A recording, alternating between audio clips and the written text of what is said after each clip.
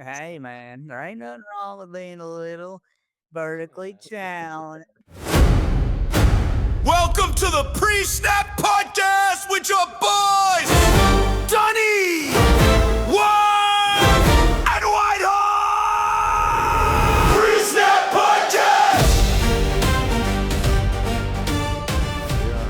All right, welcome to the Pre-Snap Podcast. I'm Dunny.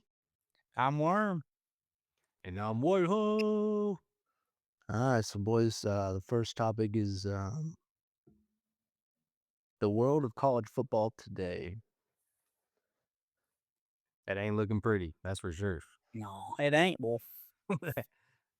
Ain't nobody in charge, man. We're just a vehicle flying down the freeway at 1,000 miles an hour, and everybody sitting in the back seat just wondering who's gonna hop up and take the wheel.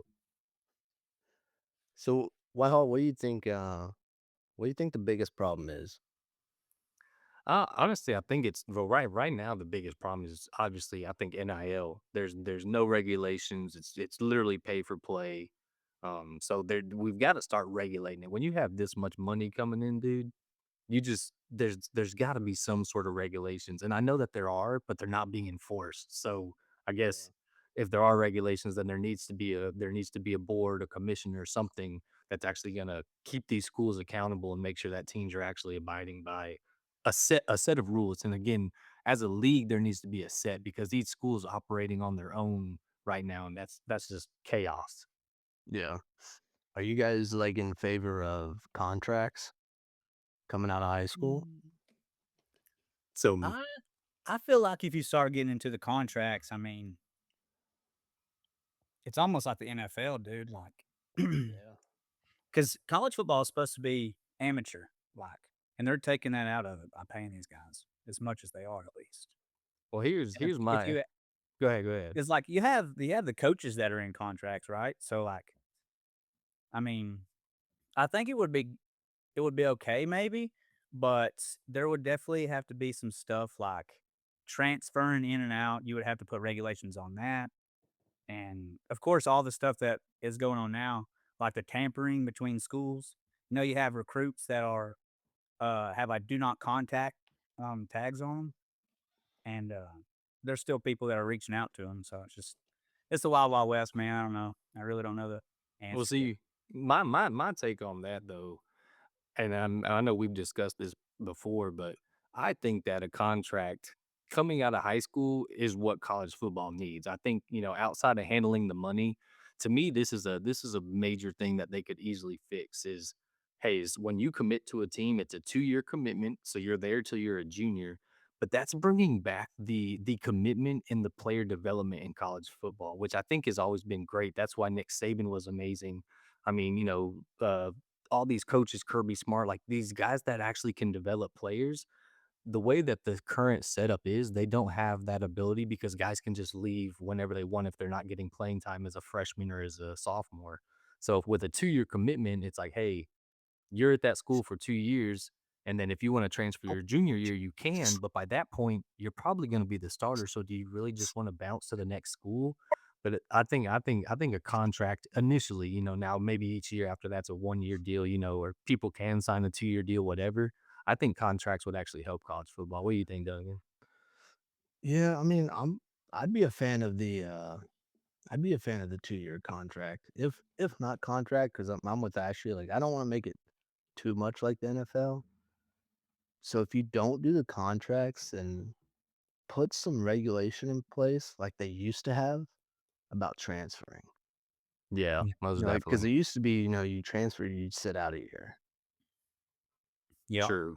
or And that something along those lines. which kind of, so you can transfer, but there's less incentive. It's more like, hey, you can transfer, but it's probably going to hurt you more than it's really going to help you. Yeah. And it's like Nick Saban always said, like, what is it? Only 1% or less than 1% of the athletes actually go to the NFL. So if you transfer, 4 or 5 times in your college career, then you're really just screwing yourself Yeah. Yeah, and because I mean, there's you're, kids doing that too, man, and then you got them trying to stay in college football for 6, 7, 8 years, and that's just ridiculous. But and I know they just went ahead and put in that regulation for them to only be able to have 5 years of eligibility whenever they I guess, enter into college, but, um, Yeah.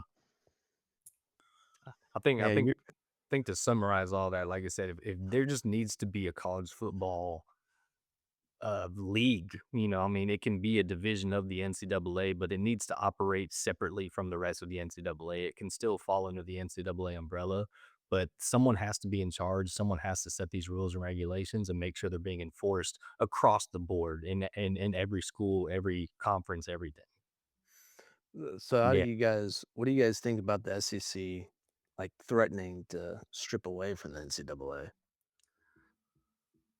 Personally, I I'm think I think it's almost like a publicity stunt. No, I mean, I think that they're halfway serious, but I think it's more of a cry of like, "Hey, like something's got to change," Yeah. and we need to set because, like you said, the SEC, our big thing is we feel like we're getting screwed out of playoff spots for lesser teams. We still think we're the best conference. Now, you can argue the Big Ten's the best conference, whatever, but top to bottom, it's the SEC still. I don't think there's really a debate on that. So I think it's more so a cry for help than really a serious thing, but who knows? They might be serious. Yeah. I think I was looking into it last night actually, and I think it would be bad for the other conferences if the SEC did stray away, because if the SEC strays away and they create, their own brand, if you will, you know how much money that's gonna Oh, generate yeah. and take away. Like, you're talking partnerships and TV deals. Yep. They're That's going to the SEC. They're not going to the Big 12 or the ACC. So those conferences are just gonna lose money outright. 100%. I mean, like I said, Which I guarantee SEC alone probably generates, what, half the revenue of college football? it was, I think Big 10 generated more by like 300,000,000, but it was like 11.4 and 11.1 billion or something like that, 1.4, 1.1. yeah, I But it think was there's like the only Big 10, SEC, and then everybody else. yeah, because there's only like 10 programs that actually generate a profit or some revenue. Everybody else is losing money, Yeah. and that's the top 10, like the Alabama, Ohio State, Michigan, Well, Texas, I those think kind of I think teams. what needs to happen is Big 10, SEC just need to come together, form a super league, and say, "Screw everybody else," and that's why we're talking about those 2 conferences today, because we all know that's really ultimately all the only teams that really matter. Yeah, Yeah, that would be absolutely. cool.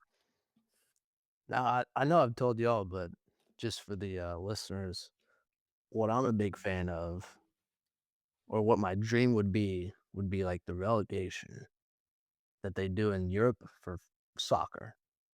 You have 5 power conferences, you have 5 G5 conferences. The bottom of the Power 5 each year, say the bottom 2, say like Vanderbilt goes 0 and 12. Well, the next year they're gonna play in a G5 conference, and then the winner of the G5 conference is gonna bump up to the SEC, and it just keeps going and going.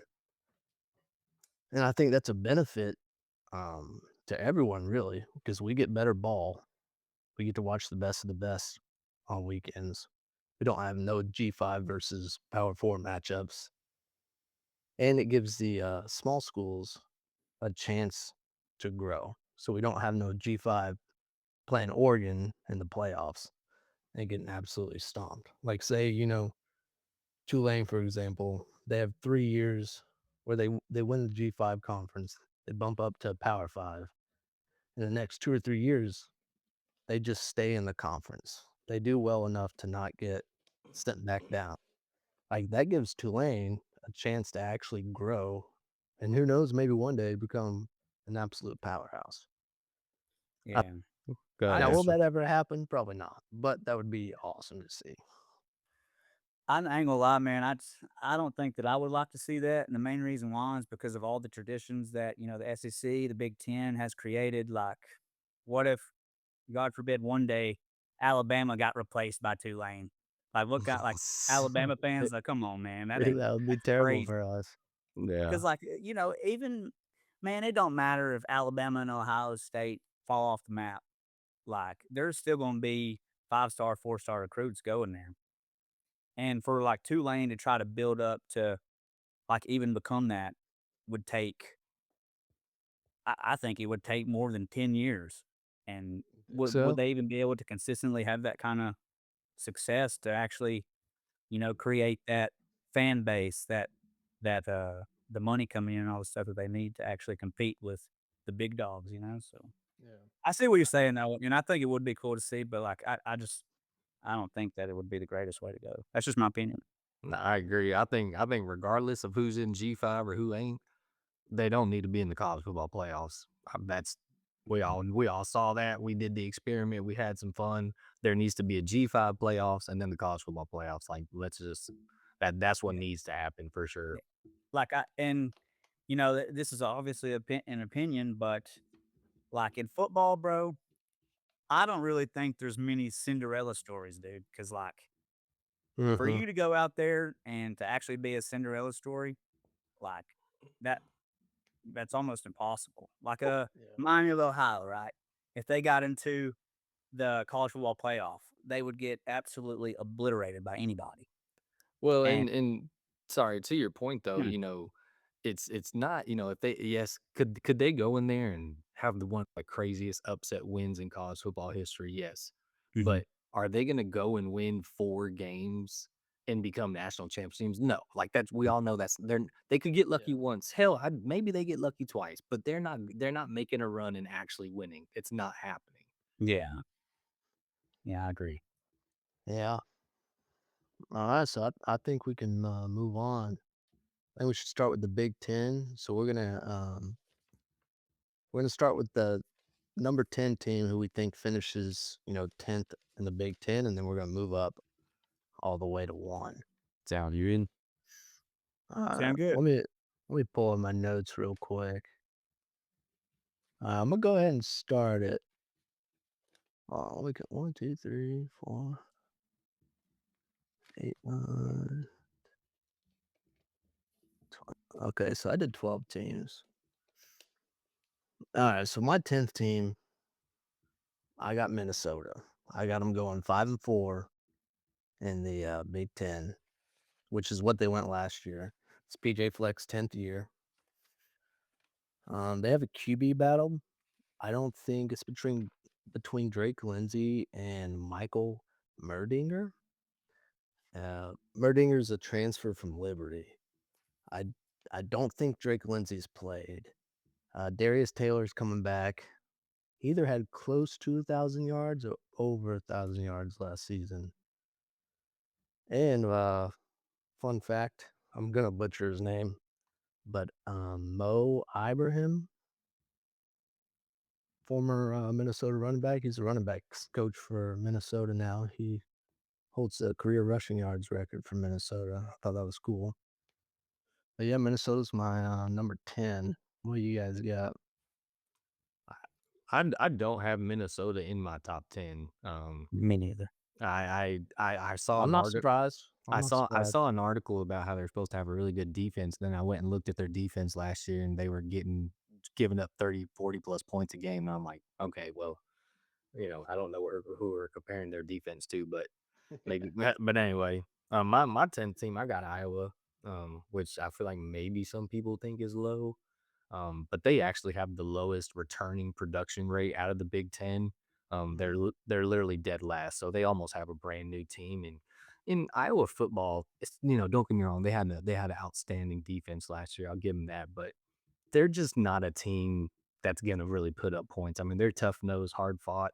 I think putting them at 10 is actually that's almost I don't know what the word I'm looking for is, but it's a compliment, I guess, is for them to be in the Yeah. top 10 of the Big Ten. Like that was almost out of tradition. I put them there because they really don't have a whole lot going for them, and I'm not going to spend a lot of time talking to them or talking about them. So I got them at number 10. My number Ryan? 10 is UCLA. Um, Mm, Nico. yep, got Nico Iamaleava. Let's see, they got, according to what I got off of CBS Sports, UCLA's got 6 guys coming back, most notable, Nico. But the reason why I like them so much is because of the transfer portal. They had 42 commits come in from US or UCLA and the average commit is an 86.17 rating. So, I mean, that's pretty decent. Yeah, that's 4-star. But yeah, I have them. I think that they'll be a lot better than they were last year. I have them projected to go 7-5 actually. Okay. I I have them at, oh, well, I have them at 9-3, but we'll we'll get to that later. Well, I can easily bump, throw my hat in because I got UCLA at 9, similar for the same reasons as Ashley. Nico's second year in the offense, they had a pretty good transfer portal. I think they're going to be a decent football team, but I still don't think they're going to be a serious threat in the Big Ten. So I got them at 9 for me. Okay. Well, I'll go ahead with UCLA. I got them at 7. I got them going 9-3, 6-3 in the Big Ten. I wrote down to the 42 new transfers, and Shahir West had 7 sacks last year for JMU, and he came over with Chesney from JMU. So actually, both coordinators are coming from JMU. So I got them at 9-3. But well, yeah, let's go back. My number 9 is Washington, Hmm. which I think, yeah, I It's think it's lower low. Yeah, than, it's for low. than a lot of people are projecting. Yeah, But man, I look at their schedule, dude, and it's just they play brutal. they play at USC, at Oregon, they play Indiana, and then my other loss I have 'em is Nebraska. But Yep. really the main fact in that was they play at Nebraska, Mhm. and I was just thinking, dude, like college kids on a plane from Washington to Nebraska, It's a long like way. yeah, you're not gonna get your best output there. But I am a big fan of fish. So Yeah, I think that's definitely probably one of the, now, I don't wanna say one of the biggest factors, but something I took heavy into consideration when looking at these schedules was the travel. So yeah, I think that's the Big Ten. I hate how they're so spread out because that is a huge disadvantage for teams that gotta travel cross country like that. yeah. Yeah, absolutely. And it's even worse for the ACC, but we'll talk about that some other time. Yeah. So So I my number yeah, go 9, I got Illinois. I have them going 7-5 too. They have the number 37 ranked strength of schedule in the nation. Let's see. They got 19 commits from the transfer portal. Um,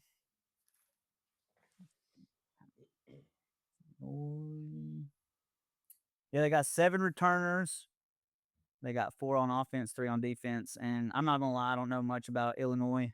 The most notable guy that's returning that I know from them is Khalil Valentine, the running back. Um, but yeah, I got them going 7-5, losing to Ohio State, Oregon, UCLA, Iowa, and Maryland. mm, I was big on Illinois last year. They were kind of my sleeper. I didn't think that they would seriously, be competing in the Big Ten championship, but I looked at their roster last year and I really liked their coach, and I was like, so I was kind of big on them last year and they let me down, so I left them out my top yeah, 10. Yeah, I said, you ain't get Yeah, fooled me once, shame dude, on you. I had them I in the just thought playoffs. the I'm the same bottom, way dude, though. the bottom half of the Big Ten is Crazy. Yeah. terrible, bro. Yeah. Like I don't know, dude. Like from my projections, and obviously they're just projections or predictions. Uh, I have almost half of one, two, three.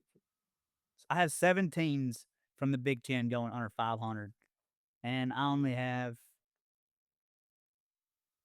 4 teams from the SEC going under 500. Uh, Like I think, and then I also looked up, not to get too far off track or nothing, but like the transfer portal, the SEC, according to 24/7 Sports, did better in the transfer portal with, however they're ranking recruits. I don't know if they just give them their original, rating or ranking or whatever or what, but I don't know if they update that stuff, Yeah, but they updated once they entered the transfer portal. yeah, like from the SEC transfer portal rankings, compared to the Big 10, the average commit ranking per team is higher in the SEC compared to the Big 10. So I kind of thought that was interesting, especially with the whole debate going on right now about the Big 10 being better than the SEC. Um, Yeah. Yeah, but I yeah, got so I got I got I got a stat for that, which I'll bring up once we start talking SEC. But yeah, I agree with you. I so think why that's all who's your hmm. number 9? Well, so number 9, I had UCLA, which I mentioned. So I'll Oh, move up. that's I'll right. move up to my number 8. I had Nebraska here at 8. And honestly, a lot of it's widely out of respect for Matt Rule. Um, I think losing Dylan Raiola was a big that was a tough break for them. They bring in Anthony Colandrea from UNLV, who's a 3-star prospect.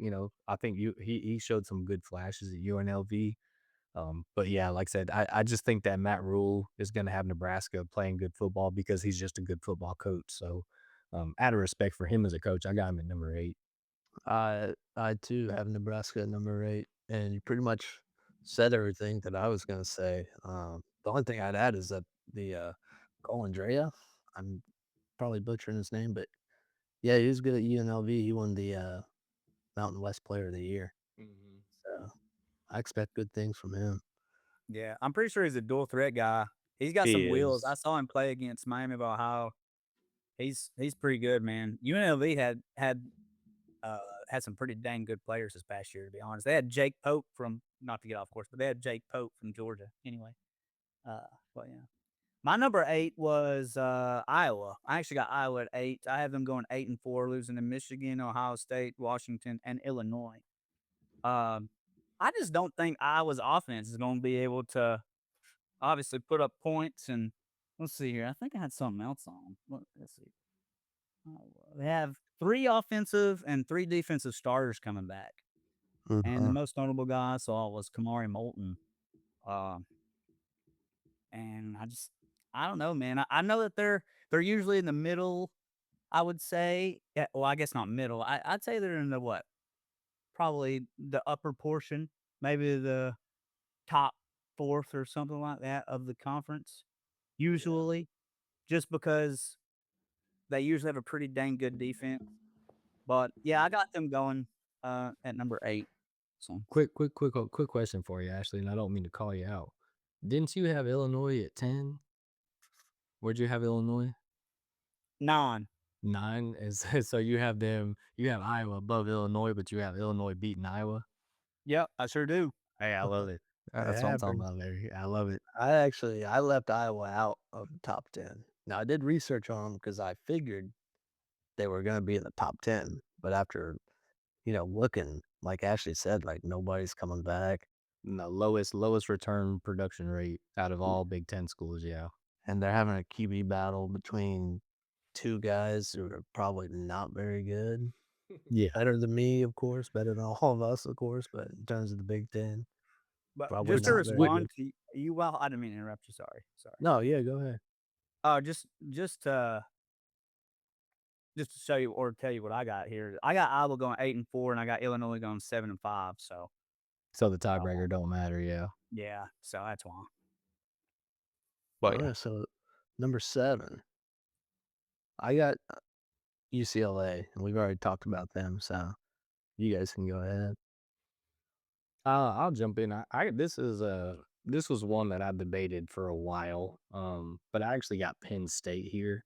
Um, and really the biggest reason for one, the brand, kind of similar to Iowa, almost felt like out of respect. I had to put Penn State here in the top 10, but I'm trying to find my stats. But the biggest reason is Penn State has the 7th easiest schedule among all Power 4 teams. Mhm. When you look at their schedule, it is pretty easy. Their 4 hardest games, they play USC, Michigan, Washington, or excuse me, that's really 3, USC, Michigan, and Washington. So, um, I could I could easily see them for not really any other reason other than their Penn State. I could easily see them winning out the rest of their schedule. So with 3 losses, that lands them right here at my number 6 spot. Yeah, and that Michigan game's or debatable excuse me, too. 7 spot. Yeah, and Yeah, Michigan's a toss up. Yeah, I have Penn State at 7 also. I have them going 9-3 or 8-4. I have the same 3 teams getting or beating them: USC, Michigan, and Washington. And then I also threw in there a maybe of Maryland upsetting them. And it's just because, interesting. dude, Penn State is literally Iowa State. Matt Campbell brought Rocco Beck, that Yep, Hanson running back. Like, he brought literally everybody, dude. the whole He yeah, the And whole brought team. they Yeah, have, he let's brought see, Penn State has 39 commits out of they're the number 1 in the transfer portal in the Big 10 with 39 commits from what I got off of do you 24/7 Sports. And, do you know how many came from Iowa State? I bet probably like 20. 18, yeah. Yeah, I knew it was close. that's Like, I pretty knew it wild. was close to it. Like, And I'm that's telling you, that's dude, all. their whole team Yeah, is, and Matt Campbell is a dang good football coach, dude. Yeah, And to that be tells quite me a honest, lot like, about how good of a coach he is. yeah, absolutely. And honestly, dude, Penn State, I have their ceiling being 11-1. If they get on one, dude, yeah, like they could like take off. Whitehall said, dude, they have the number 62nd hardest schedule in the whole country, number 62. That Mhm. is a really easy schedule in the Big Ten. And if they get on one and can get consistent and playing good football, like, it's not easy to play there at Penn State. So, and Penn Well, State fans are like us, Bama fans, dude. They're serious and they're not just going to go away because they had a crap season last year.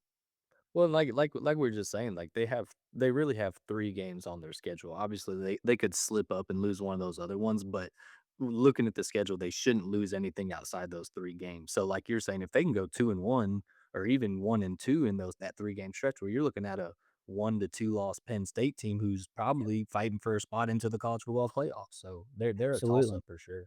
Yeah, so if you're a Penn State fan, you're excited. You're Yeah, I hopeful. would be. Yeah. I don't know about excited, but hopeful is the word I'd use. I'd Yeah. be excited. Other than the USC game and the, I don't know, the Washington game at Washington. That's that's coast to coast right there. Mhm. So we're on number 6 now, and speak of the devil, Penn State's my number 6, which you guys already talked about them. Yeah, the 18 players from Iowa State. To me, that says you got a damn good coach. Because if you got 18 players like wanting to come to your new school, that's who knows how far away, Iowa to Pennsylvania. That tells me that players respect you. 100%. So Yeah, I I mean, got you're leaving the school that you committed to just to follow a coach. You have no ties to Penn State. Your only tie is to that head coach. and to bring over both coordinators too. Mhm. So I I got them like going 10-2. I got them losing to USC and Washington. Okay. I like it. Ashley, who's your number 6? I got Washington at 6. I got them going 9-3, losing to USC, Oregon, and an upset by Nebraska. Mm. And it's mainly because of how far they got to fly out to Nebraska. Still, yeah, I think Yeah, like Duncan you mentioned mentioned that, yeah. earlier. And let's see. Sorry, my notes are kind of all over the place, to be honest with you, boys. But they got nine You total good? guys coming back for returning production. They got 4 on offense, 5 on defense. Uh, actually, no, 10. I'm sorry, 10. 7 on offense, 3 on defense, with the most notable being Desmond Williams, the quarterback. So I mean, Washington had a dang good team last year. I know this ain't last year, but they put up a fight versus. I think they got beat by USC. They got beat by Oregon, and both of those games were actually pretty close. And they had a good football team last year, and having 10 guys coming back, especially 7 on offense, I think they'll be all right with some of them Big Ten defenses. Especially, let's see what their they have the 25th hardest schedule in the nation. So that's not terrible, but I definitely think that they can definitely get on a run and No, make a run. I like that. My number 6 was, this is where I got Michigan. Um, there's just a lot of stuff going on with Michigan, but Mhm. I still think they're gonna be a damn good football team. Really, their 3 biggest key pieces on offense are back with, Bryce Underwood, Jordan Marshall, and Andrew Marsh. Um, so they got a quarterback, running back, wide receiver. Again, the brand, it's Michigan, they're gonna be good. I do think that, Kyle Whittingham, he had Utah cooking. I mean, he was there for 20 years, and so I think he's a good coach. I don't, we'll see what he does with Michigan, but I just think out of respect, I think they're going to be a very competitive football team. But I got him at 6. I actually, this might be a hot take here. I got Michigan out of the top 10. Oof, interesting. I I'm have 'em at just 3. Did he really? See, Yeah. hey, it's Yeah, I'm college betting on 'em, football. dude. It's I'm betting college on 'em, football, bro. baby. I'm Listen, betting on man, 'em. it's just I'm just not a fan of Kyle Whittingham. I I mean, he get it. hasn't he hasn't done anything notable, in my opinion, that's worthy of being like, okay, turn this Michigan team around, you know? And on top of that, they got at Oregon, at Ohio State, Indiana. You throw in Penn State in there, maybe UCLA, but Oklahoma. They got a tough schedule They for they they they for really do. Yeah, for a they're first year head 16. coach. No, I agree. I mean, I don't think that's as hot of a take. Like you said, because their schedule is brutal. I almost think Ashley's take might be hotter than yours. I mean, it's crazy to think that Michigan's not in the top 10 of the Big Ten, but having them at 3, that's ballsy. I'll be interested to hear his take once we get up Yeah. there. So I think we've covered. Is it Dunnigan? Did you say you're number 6? Yeah, it's, Penn State. Okay, that's right. So I guess are we all on number 5 now? Yeah. Ashley, you wanna kick us off with 5? Yeah, I'll kick us off, by golly. I got USC, man, and honestly, this might be too low because they got Mhm. 15 guys coming back, the number 1 returning production in the whole country with, Yeah. Jaden Mayava, I believe is how you say his name, the QB. Yeah. Lincoln Riley is a heck of a football coach. Um, they got 10 commits out of the transfer portal. They honestly, they had a dang good football team last year. I mean, I got them losing to Oregon, Ohio State, and Indiana, going 9-3. Mm, it's tough having those 3 teams in your schedule It Yeah, is. at the same time. My number but 5 they could is win one of those games, dude. USC is not no yeah. pushover. No, They One it's of they only one of got them's a beat home by game, 10, I believe, by Oregon last year, or 10 or 14, and they played Iowa or Indiana close. and So it's basically the same team almost. yeah, exactly. They have 15 guys coming back, man. And let's see, Mhm. they have 9 on offense coming back, so that's gonna be huge, and 6 on defense. So, I think that they are going to have a pretty good year, actually. And honestly, whenever I was, ranking them, I was like, "Dang, dude, I think I might have put USC too far down because Got a I high have no." ceiling. My number 5 is Illinois. My f oof. I know. Alright. 2 Yeah, 2 baby. years in a row, I'm putting them where they've never been before. So, hopefully, they don't let me down this year.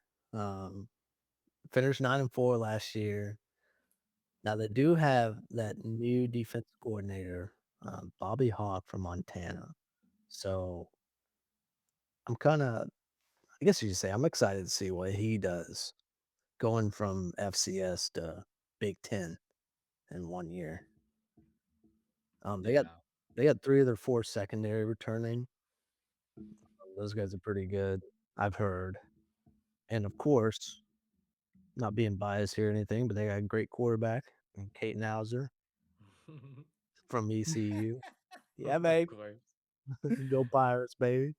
There you go. And, my last note I have for them is they have a high ceiling, but they also have a low floor. Yeah, well, Yeah. I think me and Ashley got him on the floor. Yeah, I th their floor for me was 5-7, and I have them predicted at 7-5. Yeah, I well, just think they have one of the easier schedules of the Big The Big Ten. They play Hey, Oregon and Iowa State, it's but not an easy schedule when your players are ass, okay? yeah.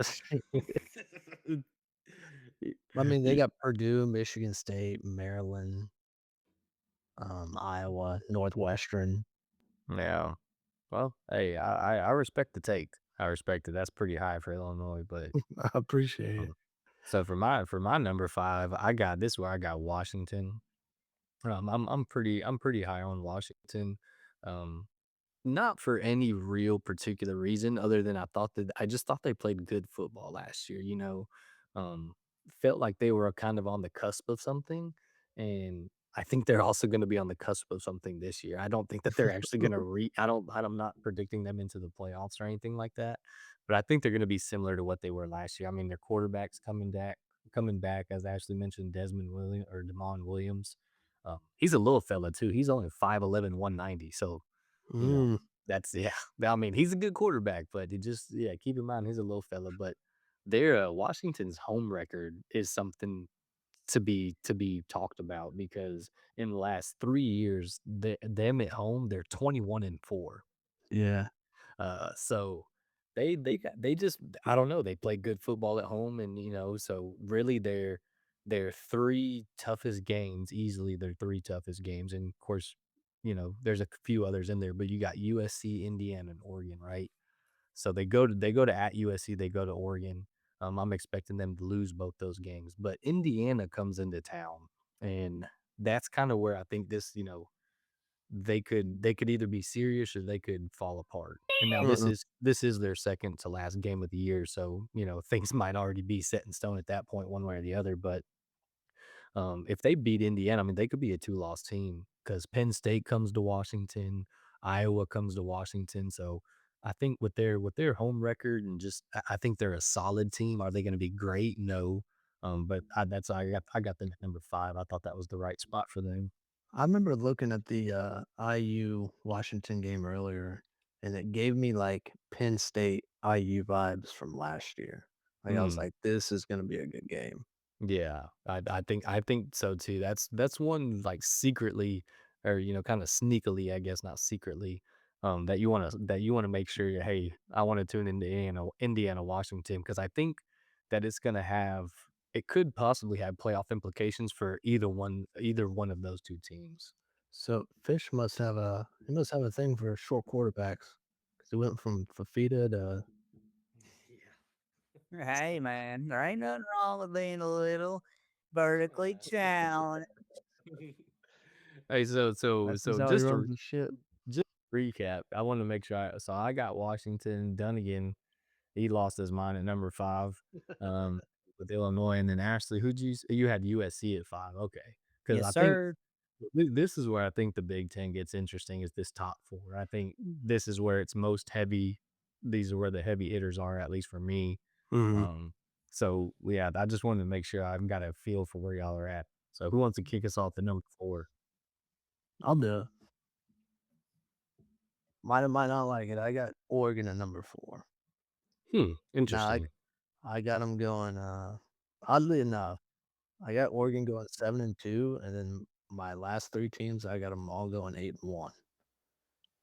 So I got Oregon losing to USC and Ohio State, mainly because those are both away games. And when it gets down to it, I was just like, whoever's the home team, I'm gonna give them the win. Yeah. Well, Plus, they got Dante Moore coming back, but they also, I'm guessing Raiola's gonna be back up. Is that what you guys are thinking? That's what I'm kinda Yeah, yeah, no, absolutely. Dante Moore is 100% the starter, and yeah, I don't think and there's a question about that. and I think the thing that really led me to them being the 2-loss team is that both coordinators are first-time coordinators. They're, promoted from within the system, which is what you want, really, but it's just that that's their first year. I think that's what led me to 2 losses. Okay. All right. And I think that's probably I would consider that low, um, Mhm. comparatively to where everybody else probably has them. Who you got it for, Ashley? Man, I'm sure a bunch of people will not like this. If you're listening, I'm sorry. I got Indiana at number 4, man. Ooh. I got Indiana at 4. They had 10 guys returning. The most notable I recognize is Charlie Becker, wide receiver. I know they got a decent transfer portal class. They uh they were third in the Big Ten with transfer portal with 17 commits. Uh, let's see, they have the 33rd hardest schedule in the nation. I don't know, man. I have them going 9-3, losing to Ohio State, upset by Michigan and Washington too. Because they go to Washington as Whitehall just mentioned. Mhm. So I think that would be an interesting game. I think that Fernando Mendoza was a lot better than what I gave him credit for last year, and their wide receiver core was unreal. Um, but they only bring 4 guys back on offense, man, and I think that I think that Signetti isn't going to be as successful as he was this past year. I think they're still going to be a really good football team, but I think that they're going to take a step back this coming year. Um, but yeah, I know that that might be a little bit of a hot take, probably. That might be low for a lot of people, but yeah, that's what I think, man. They got a good football team, but they have like I said, 33rd strength of schedule. So it's not like it's that hard of a schedule, but Ohio State, Michigan, Washington's who I'm losing to. So yeah. Hey, Ashley, what do they say about great minds? They think alike, baby. Oh, well, Cause I got Indiana number 4 too, baby. Uh, I mean, I think Indiana's gonna be a good football team. Honestly, I know we're not doing like full playoff predictions right now, but I think they could easily be in the playoffs on one of those bottom seeds. But um, I do believe in Kurt Signetti. I think he's awesome. So this is no disrespect towards him, but you're right. They lost a lot of players into the draft, a lot of key pieces. They're just a new team. I think there's a little, also, they kinda skated by through at least what, half the year last year is they were still Indiana. Now they're Indiana. You know what I'm saying? Now it's like, okay, it's like Bama, you gonna circle them on your schedule. Teams are showing up differently to play you now, and I think they're gonna feel those effects. Still think Yeah, they're gonna be a good football team. Like I said, they brought in Josh Hoover from TCU, who he's a pretty good quarterback. I think he's actually gonna be pretty good. I know I told Dunnigan this stat, but he leads all active FBS quarterbacks, um, right behind Noah Fafita, but he's second in passing yards um, in the entire FBS, and he ranks second in passing touchdowns as well. So I do think they got a good quarterback to replace Fin, Fernando Mendoza. But yeah, ultimately, I think the Big Ten just kind of, at least this top portion, beats itself up. yeah, But I got them finishing probably with 2 losses, and I think, like you said, Dunnigan might, the top 3 might have 1 loss to each other. It's gonna be just a kind of a see who beats who type deal with the top of the Big Ten this year. But yeah, I got Indiana at fourth. that's crazy because out of us 3, I am the guy who hates Indiana the most.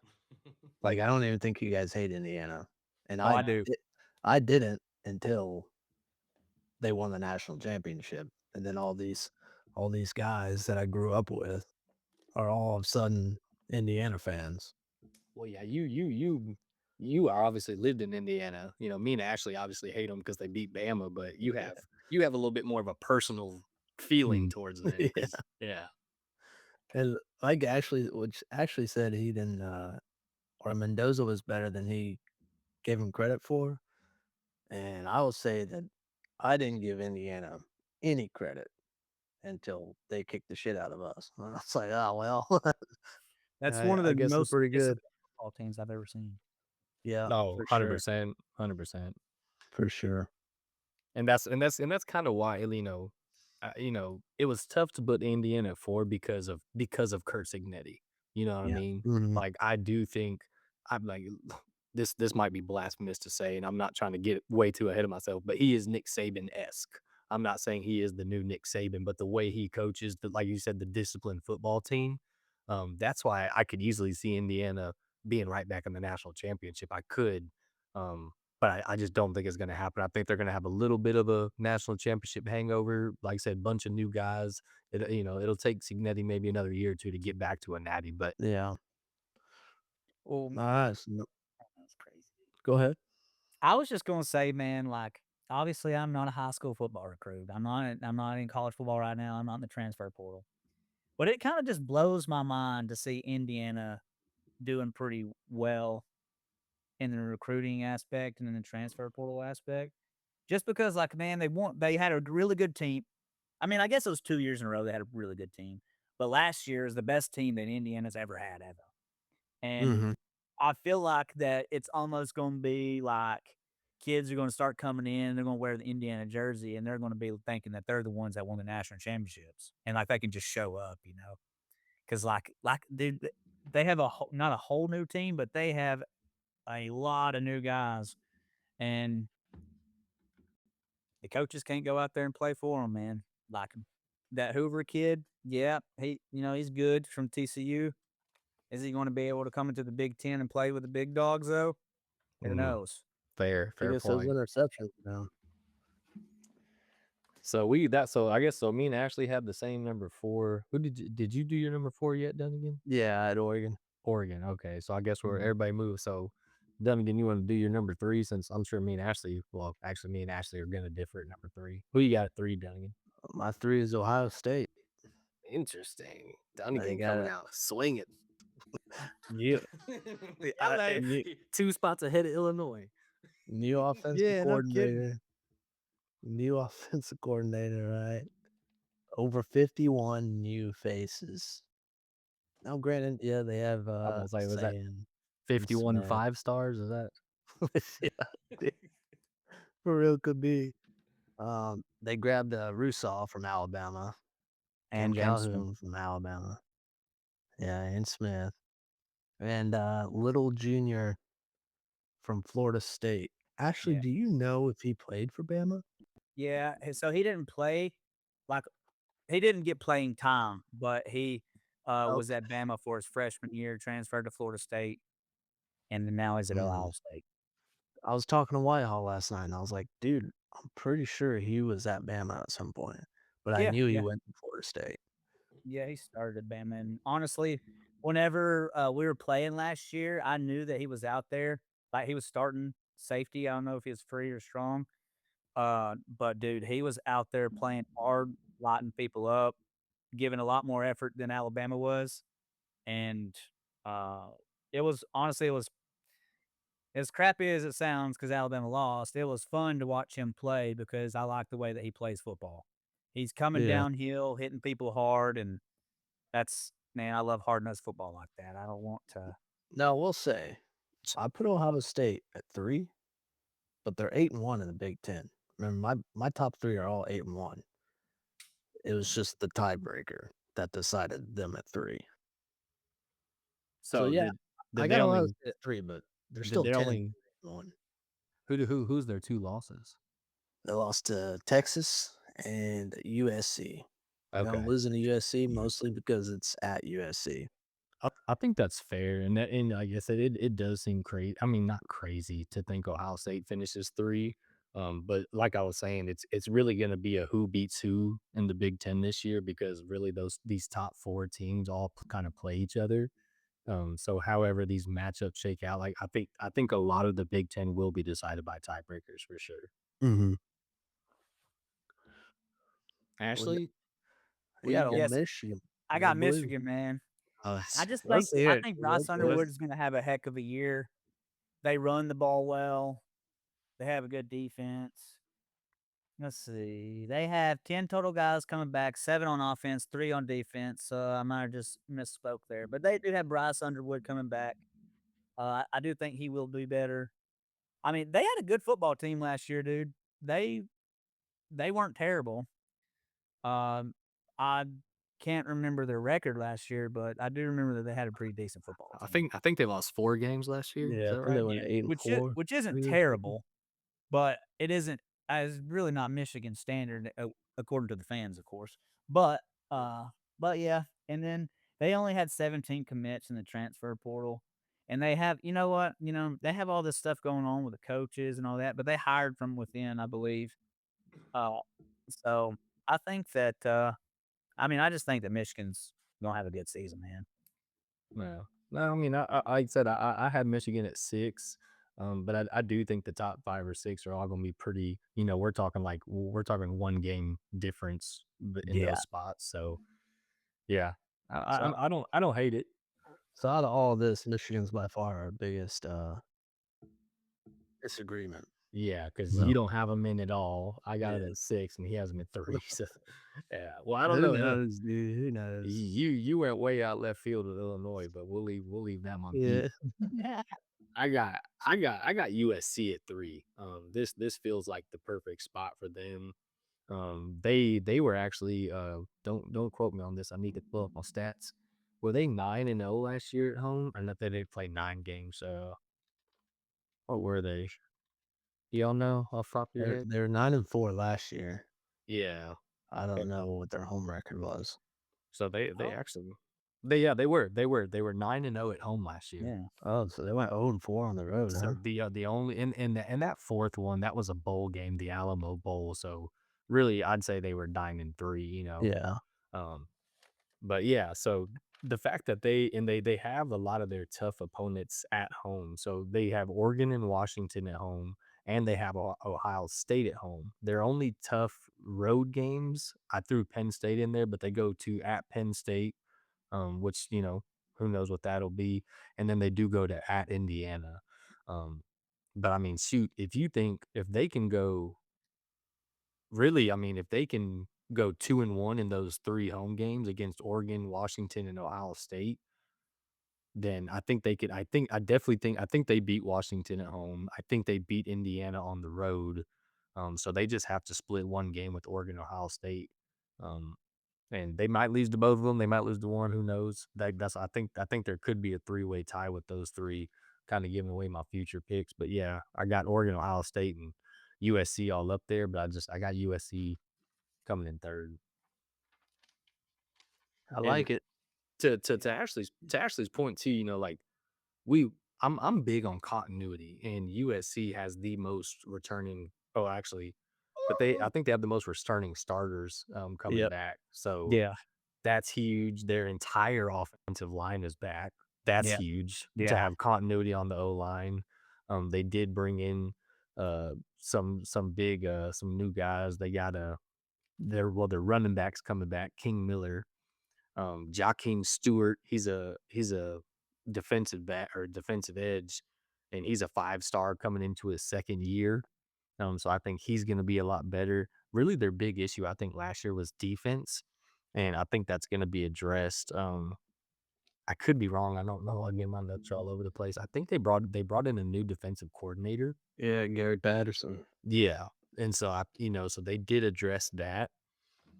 So yeah, I think if USC can figure out their defense, I think their offense is going to be fine. Yeah. Obviously, they lost Makai Lemon, but it's It's USC. those They're it's those Pac-12 teams, man. You can't ever expect them to have good defense, you know? Yeah, but So, and Lincoln Riley's a great. I don't want to say great coach. He's a good coach.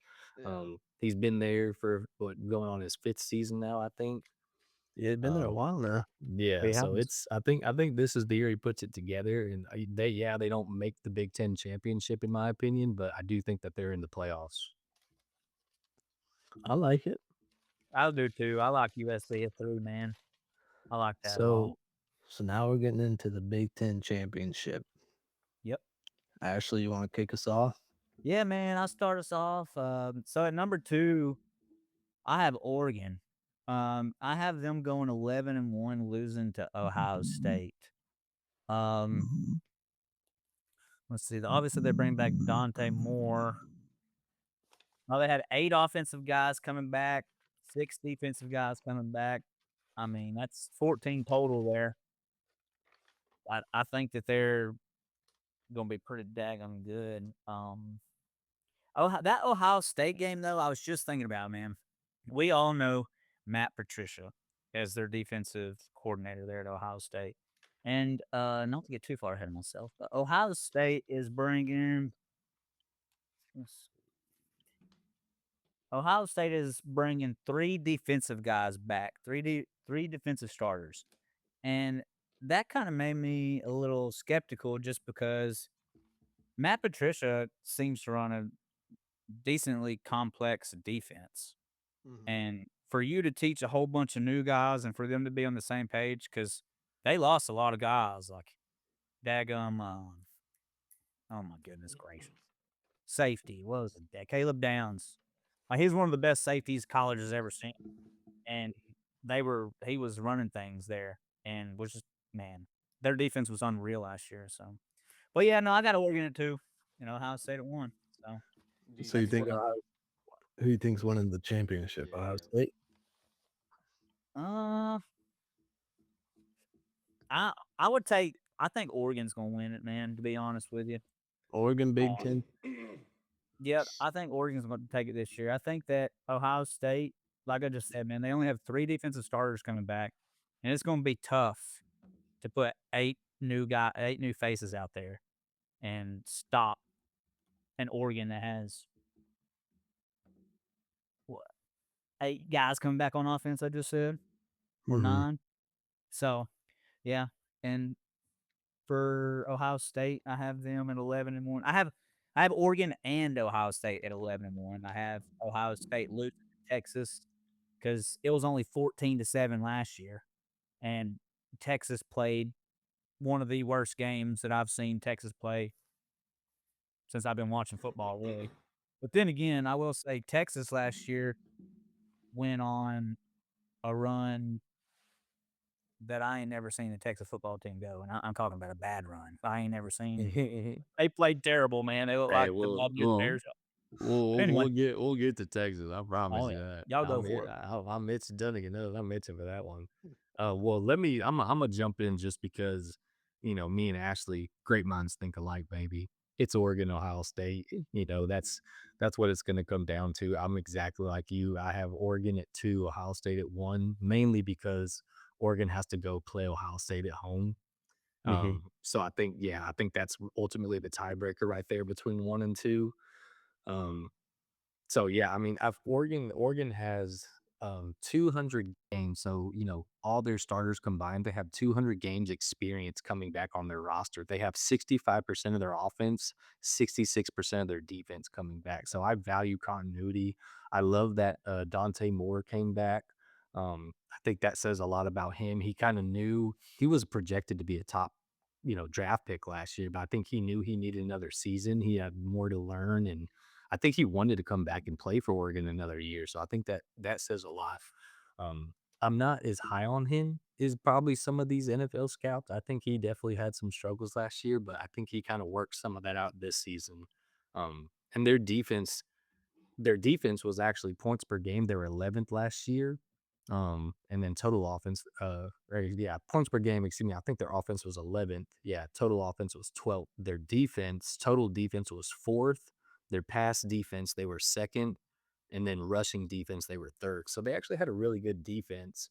Even though looking at their schedule, I was looking at some of these games, they gave up 24 points to Penn State, 30 to Indiana, 16 to Iowa, 27 to USC, 34 to JMU, and then 56 to Indiana again in the playoffs. So even though their defense says that they're good, I think if they can clean up that side of the ball, which I trust Dan Lanning as a coach to get that fixed, even though statistically they have a high defense, if they get that going, I think they will. And I actually got them beating Ohio State in a neutral ground at Lucas Oil Stadium for the Big Ten championship. And I got Oregon taking the Big Ten.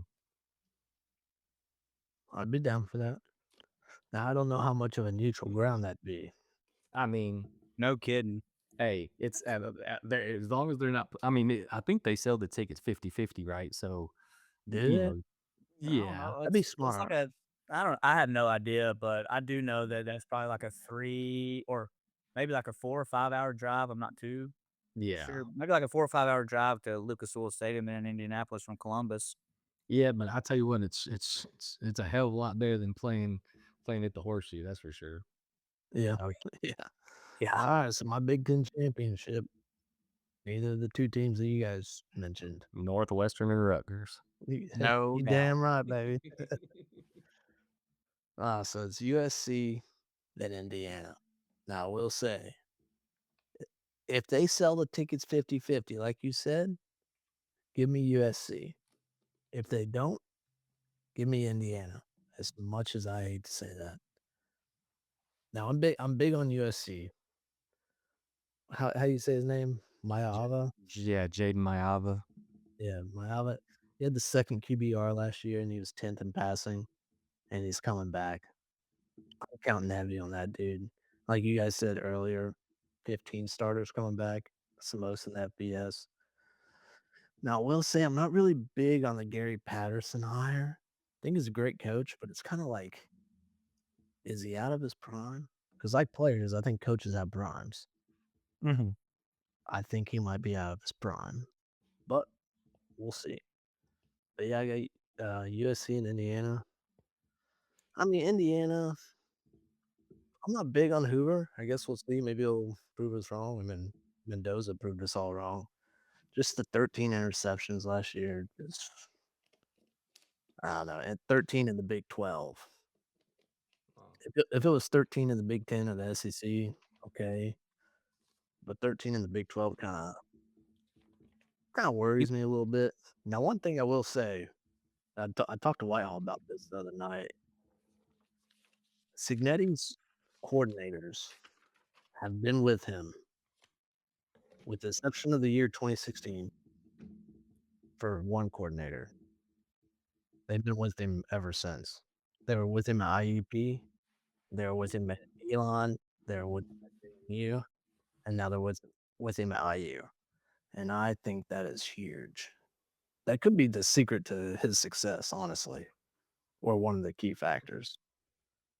Yeah, I mean, That's For I know. Vogel, Like I said, me and you talked about it, and that is huge. I mean, to 10 have that years together. because you know they can kind of they have such an advantage coming into the season specifically, just because they're leaps and bounds against any sort of head coaching change or offensive coordinator. You know what I'm saying? They already know each other. They know their systems. They can cut out all the BS talk and just get straight into strategy. Hey, we know what we're doing. We know what our plays are. Let's start implementing the game plan. Whereas these other guys, they kind of got to learn each other. Hey, what plays do you like? What do you don't like? This is what defense I like to run. And, you know, there's a lot that these new coaching staffs have to cover together. And so the fact that they can kind of cut through all that, a huge advantage. Yeah. Absolutely. If they can mesh well, I think that the camaraderie for the coaches is almost as important as it is for the players, dude. Because if you have good camaraderie and you freaking are going to go out there and give your all for yourself and for your teammates, that's going to create a pretty good relationship with each other, and they mesh well, man. They just it's like they came into Indiana. He already came in with a team, you know, kinda like his coordinators. Like, "This is my team, this is how we're gonna do it." Instead of moving in and like, "Oh, I'll hire this guy from over here and this guy from over there and make and see if it works," you know? And Because to, as we've kinda talked about with Kalen DeBoer, man, he literally might allow his coordinators to drag him down with them if he just continues to have Kane Womack and Ryan Grubb. If they do what they did this past year, that there's no way you can't, like, do something different. Anyway, that's just what I wanted to say about well, the I think to all that point, you know, I didn't look this up, and I guess shame on me, but the thought just crossed my mind. Did either of these coordinators get any like head coaching offers or other job offers? You know what I'm saying? I mean, obviously we all saw what Indiana was last year, so Mhm. I find it hard to believe that they didn't have other opportunities to possibly go be their own head coaches, and instead they chose to stay with Kurt Signetti. So I think again that says a lot that they would rather act as coordinators under Signetti than to go and possibly try to start their own thing as their own head coach. Yeah. If Right. We're if that's talking the about a case. Shanahan here too, not just any coordinator. Football's in this guy's blood. Yeah. Mhm. Well, I Back to think the Hoover thing, I actually got a question for y'all, and I don't know if y'all know this or not. So Hoover played for TCU for what, 2 or 3 years? it was 3, yeah. Yeah, I 3? think So 3. was he in the same system for all those years and then threw 13 interceptions this past year, or was he in a new system every year, or do you know? I don't know about their coordinators, um, but let me see. I think so. I know he got hurt last year, Mhm. in 2025. In 2024, he had a good season. But so basically he was the starter for TCU the last 2 years. Yeah. But he was 17-8 as a starter. And like so he was actually at TCU for 4 years. I got it here in my notes, but a starter for the last two. 2024, he threw 27 touchdowns and 11 interceptions. I think he also had like 5 or 6 rushing touchdowns to go on top of those 27 passing. But yeah, 27 and 11 in 2024. And then he was 29 and 13 in 2025. Maybe he didn't get hurt last year. I might have my quarterbacks mixed up here. But yeah, he threw 29 touchdown passes last year and 13 picks. Okay. Yeah, I was just curious because obviously, if you're in a brand new system, it might take you a second to get Yeah, no, caught up, and because the reads might change or your keys might change or whatever. Obviously, so you never do know. But I was coach just wise, curious. I feel like TCU did get a new head coach either last year or the year before. Yeah, and as we Hey, just didn't mentioned, Gary Patterson coach there? he did. Yeah, Yeah, I that's think where that he was just came from. yeah, I think that was 2021. That's when Patterson left Okay. Yeah, because I Gary don't remember. Patterson made stops at Georgia and Texas, I believe. Okay. Yeah, it'll be interesting to see if Hoover can come into Indiana and be as effective, or even just a little bit as effective as Fernando Mendoza was. Because I mean, he didn't just sit back there and throw the ball the whole time. Like he had legs too, and he ran the ball hard. Like they utilized him really, really well. And I I I I will say to Dunnigan, you saying that Indiana is going to be back in the Big Ten championship. I think if Kurt Signetti is able to put together another championship contending Indiana team, then we're seriously talking about Indiana being a top three, top five powerhouse in college football for the next 10 years. I sure yeah, hope not. and I hope I'm Well, I wrong. my thing is that with how I don't know the average age of their team last year, but we do know that Signetti likes to get guys that are proving themselves in the transfer portal.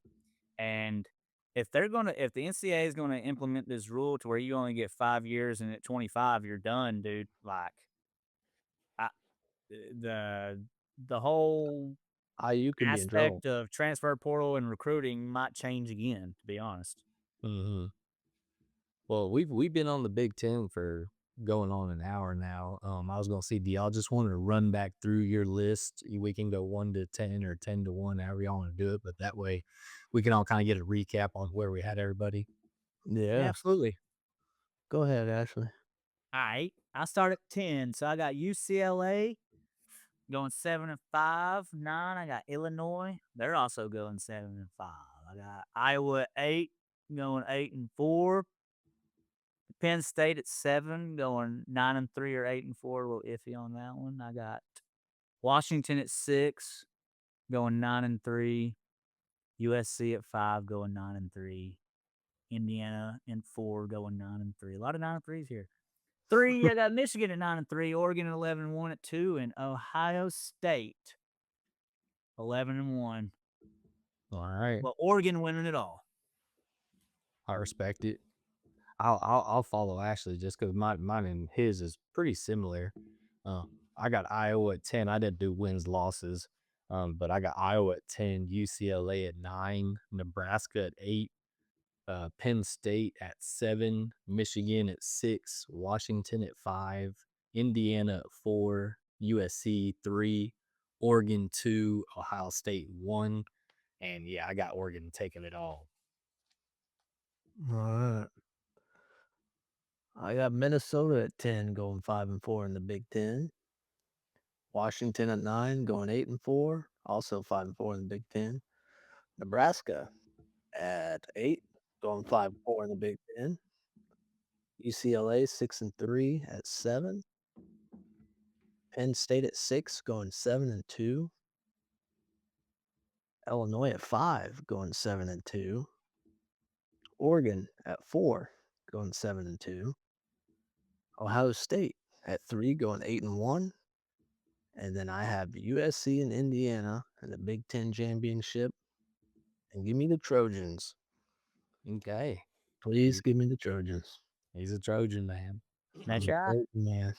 All right. What do y'all have any last second takes on each other's predictions before we move on to another topic? Well, the only thing I can think of really is I kind of want to watch Michigan play now. Hey, I mean, yeah, How are they gonna be? like you said, that is the biggest. You had them completely off. I had them almost dead middle at number 6, and then Ashley had them at 3. So, Yep. yeah, we all have different opinions. I think And I'm let I think I'm the safest having them right in the middle. I'm yeah, not too hot, too cold on them. that's probably the best. I think he was at 6, and the fight in the line. I want to see them play. Please don't let me down 2 years in a row. Hey, yeah, I yeah, mean, that might be your new Purdue, buddy. oh man, He they still dying. got Brett Belima, right? Yeah, they do. Yeah, Oh, dude, they were so hyped last year, and then they played Indiana and got daggum dog walked, and I didn't hear anything from them the rest of the Mhm. year. wonderful. I will say on my original list, I had Illinois at 9, but then I bumped them for UCLA. So I still think they'll be a decent football team, but not in my top 10 in the Big Ten. So who knows where that puts them if they're even in the top 25? Probably not. But Yep, it's been a So pleasure. it's been awesome. I'll see you boys. all All right, right. see y'all boys. Peace out. Love y'all.